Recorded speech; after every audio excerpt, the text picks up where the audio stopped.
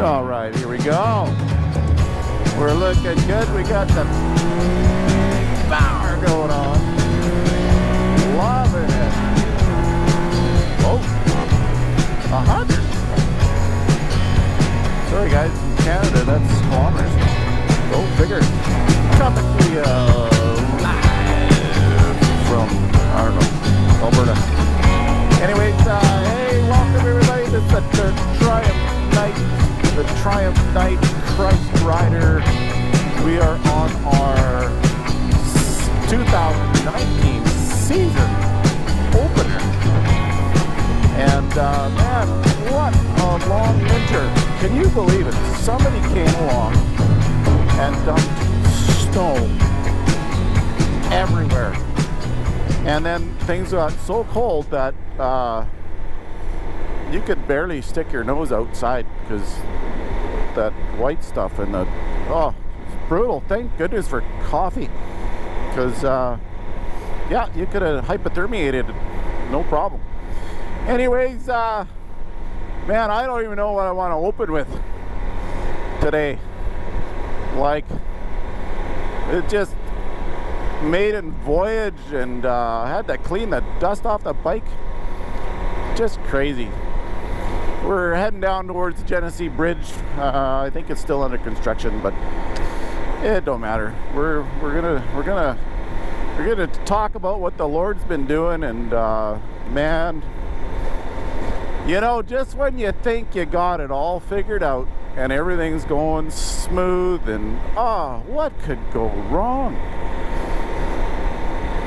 Everything, the Lord gives you one picture, and then you fold up like a deck of card house, like yeah, I don't even know how to explain it. Yeah, it's like you got all the gears oiled, you're going good, everything's super, and then somebody sticks a wrench in the gears, and all of a sudden you break off a tooth and it's clunky, and now you got to pull the whole thing over into the shop and start rebuilding. And am I talking to anybody out there that can kind of relate? So season finale last year, we were talking about, when I completely forgot what I was talking about, we were talking about, or I was going to start talking about losing your salvation. You know, and we were talking earlier in the message about, you know, conviction compared to condemnation. We were talking about you know, listening to the Lord and His Word, and what His Word says about us sinning and missing the mark. So that was a little bit of last year, season finale. And so we just want to talk about losing your salvation. I think a lot of people, hey, we're all there. I think we lose our salvation in our mind darn near weekly, and then we have to wrestle through it. And you know, I got to tell you one thing I've learned this winter is God doesn't think like you.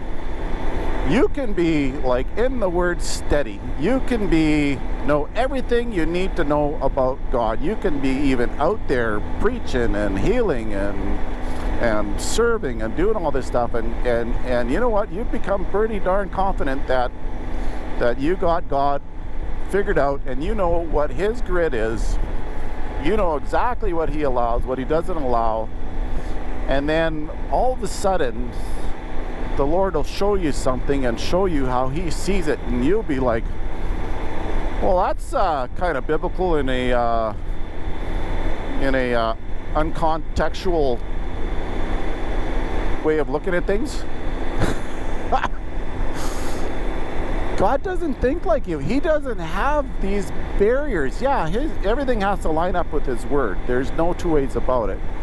But I'll tell you, there's a lot of ways of looking at His Word, and you know, we think, oh, we've got it all in context, and then He shows you that really, well, you know what?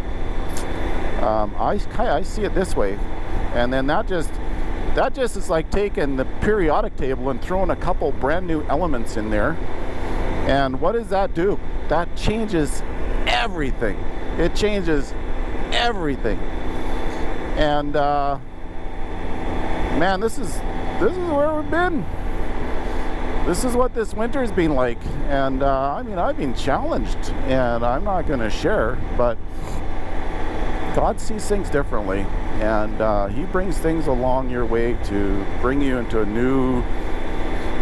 When he throws a couple new elements in your periodic table, all of a sudden you start to restructure things. Now, you can be sure, Jeremiah 29:11, that it's his plan. It's going to make things better. It just may not look like what you're going to think it's going to look like.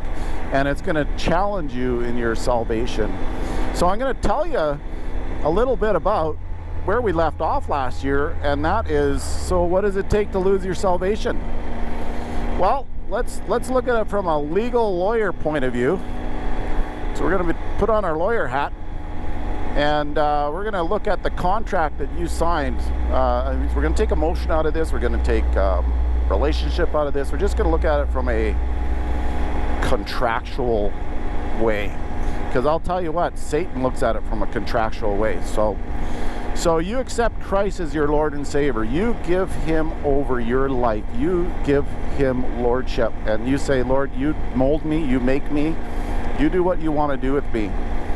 And you accept his blood, his death on the cross, by the way, it's Easter weekend, as payment for your sin. So you enter into that contract. So he signed the paper, you sign the paper, it gets stamped, sealed, dropped in the big old filing cabinet in heaven, done. Now, lawyer, I want to get out of this contract. What are you going to do? Are you going to just, you're going to like, oops, sin, fail? Are you going to walk in sexual sin and you're going to fall? Are you going to, you know, go through some sort of crazy something, anything, it doesn't matter what, and all of a sudden, God pulls out the contract and says, I died for this? I don't think so. I didn't think he would do that. We're ripping this baby up. No, that's not how it works, guys. Any lawyer would tell you that. No, you've entered into a contractual contract. You have to revoke your contract. You have to go in there and you actually have to say, look, I do not accept your blood as payment for my sin. I do not accept you as Lord and Savior as well, on top of that. Not one or the other, because there's times we get mad and whatever, and the Lord knows. Don't get too freaked out about that in times of emotion. But literally, you have to renounce. You know, good example. Christian decides they're going to be a Muslim. And you know what? Muslims don't believe that Christ raised from the dead. So which means that there was no redemption blood. Which means that, you know, hey, I'm now going to follow Islam.